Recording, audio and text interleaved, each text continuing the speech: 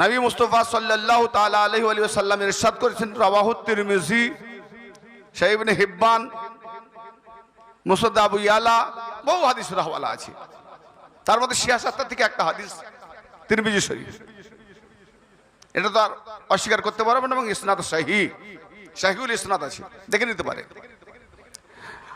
নবী পাক ইরশাদ করছেন, আমার পরে কিয়ামত পর্যন্ত যত মুমিন হবে, যারা ঈমানদার মুমিন, তাদের ওলি হলো আলী। জোরে বলেন, তাদের ওলি কে? নবী পাক বলছেন কার পরে? কার পরে? তিরমিজি শরীফের হাদিস।